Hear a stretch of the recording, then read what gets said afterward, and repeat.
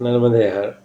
आज की यात्रा बरगी से प्रातः जागरण, स्नान, पूजन अर्चन के उपरांत आगे की परिक्रमा प्रारंभ की।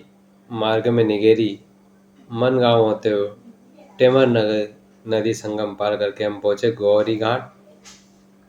दक्षिण तट मंगेरी जबलपुर। ऐसा माना जाता है कि ऋषि जबाली की तपोस्थली होने के कारण इसका नाम जबलपुर हुआ। मुख्य जबलपुर उत्तर तट पर बसता है। दक्षिण तट से जबलपुर गौरी घाट का दृश्य देखने योग्य है। साथ ही मां नर्मदा की संध्या आरती भी दक्षिण तट से देखी जा सकती है, जो अद्भुत है। कहते हैं उड़ते हुए पक्षियों की कोई सीमा नहीं हो सकती, वह अपने मनचाही उड़ान भरते हुए खुले आसमान में चाहे जहां घूमते रहते हैं। ये पक्षी कभी भोजन की तलाश में शहर से उड़कर अन्य शहर चले जाते हैं। कुछ ऐसे भी होते हैं जो विदेशी होते हैं, लेकिन भोजन और मौसम अनुकूलता होने के कारण देश में आकर रहने लगते हैं। लेकिन पुनः मौसम के बदलने के बाद यह उड़कर अपने देश वापस चले जाते हैं। इसमें हिमालयन क्रापिंग, गल्सर, यूरोपियन ग्रेटर स्टार्ट ईगल शामिल है। इसके साथ लॉन्गलेग बजर्ट, कॉमन कैंट्रल स्टेवी ईगल भी यहाँ अपना बसेरा बनाए रखे हुए हैं। इतना ही नहीं, रंगीन पक्षियों में अल्ट्रामिन फ्लेक्चर, क्वार्टेट फ्लेक्चर, रेड फ्लेक्चर अपना डेरा डाले हुए हैं। दक्षिण तट गौरी घाट दृष्टि में आता है। हम दक्षिण तट पर मुंगेरी गांव के घाट पर रुके हैं। यह घाट भी गौरी घाट के नाम से जाना जाता है। हम विष्णु धाम गौ सेवा आश्रम में दोपहर के भोजन पर पहुंच गए थे। आश्रम के संत तो उज्जैन गए हैं, लेकिन उनके सेवकों ने आग्रह किया और हम यहीं रुक गए। मैया का दृश्य यहाँ से बड़ा सुंदर दिखता है। आज शाम का भोजन भी सेवकों ने बनाया। दाल बाटी, मिठाई, अचार तैयार कर परोस दिया। रात्रि विश्राम का समय आया तो बहुत सारी रबड़ी बनाकर रख दी। सबने सोचा कुछ तो है मैया, अपने सच्चे भक्तों का सदैव ध्यान रखती है। विष्णुधाम गौ सेवा आश्रम मैया के किनारे पर बसा हुआ है। यहाँ परम पूजनी घनश्याम दास जी महाराज का निवास है। साथ ही आश्रम में एक सुंदर सी गौशाला है, जहाँ 40 गौ माताओं की सेवा होती है। आश्रम में गुरु शिष्य परंपरा की एक श्रृंखला का चित्र लगा हुआ है। रात्रि में महाराज से वीडियो कॉल के माध्यम से कुछ समय का सत्संग हुआ। इसके उपरांत रात्रि विश्राम किया। आगे की परिक्रमा कल प्रारंभ करेंगे। आज की परिक्रमा दूरी 11 किलोमीटर, बरगी से गौरी घाट, दक्षिण तट जबलपुर।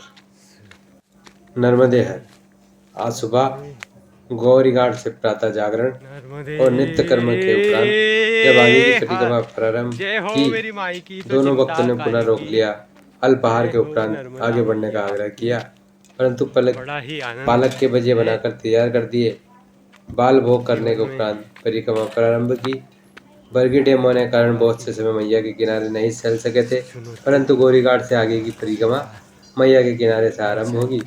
गौरी घाट से कुछ किलोमीटर की दूरी पर तिलवारा घाट पड़ता है, लेकिन मार्ग में एक अनुभव आया। एक नहर थी जिसे लकड़ी के पुल के माध्यम से पार करना था। अनुभव काफी रोमांचित रहा। जीवन में पहली बार इस प्रकार के किसी पुल को पार किया। पुल पार करने के बाद सुंदर 7 घाट, सुंदर पेंटिंग, मंदिरों की एक श्रृंखला। यहाँ से आगे की परिक्रमा। रात्रि विश्राम के लिए हम पहले त्रिशूल भेद तीर्थ का वर्णन 6 पुराण में मिलता था। मां नर्मदा के तट पर सबसे पवित्र तीर्थ क्षेत्र त्रिशूल भेद है। यहाँ पर जिस किसी जीव जंतु, तंतु, मछली, पक्षी, मानव की मृत्यु होने पर शिवलोक की उसे प्राप्ति होती है। नर्मदा पुराण इस तीर्थ के बारे में कहा गया है। नर्मदा पुराण में इस तीर्थ के बारे में जितना कहा गया उतना कम होगा। कहा जाता है कि अंधकासुर के मन में जब मां पार्वती के प्रति काम भाव जागृत हो गया, तब भगवान शिव ने क्रोधित होकर अपने त्रिशूल से अंधकासुर का वध कर दिया था। जब भगवान शिव का त्रिशूल रक्त से सन गया था, जिस भगवान शिव ने पृथ्वी की संपूर्ण नदियों में धोने का प्रयत्न किया, लेकिन त्रिशूल पर लगा हुआ रक्त नहीं धुल सका। लेकिन जब भगवान भोले घूमते हुए मां नर्मदा के तट पर पहुंचे, तब मां नर्मदा की सहायक नदी देवगंगा में त्रिशूल रखते ही त्रिशूल पर लगा हुआ रक्त त्रिशूल से मिट गया। त्रिशूल पुनः चमक गया और भगवान शिव शिवलिंग के रूप में विराजित है। तब से इस स्थान का नाम त्रिशूल भेद तीर्थ हुआ। यहाँ पर मां नर्मदा और देवगंगा नामक नदी का संगम है। यहाँ से संगमरमर की चट्टान प्रारंभ हो जाती है। यह एक आश्रम है। हमने रात्रि विश्राम किया। आगे की परिक्रमा कल करेंगे। गौरी घाट से त्रिशूल भेद। नर्मदे हर।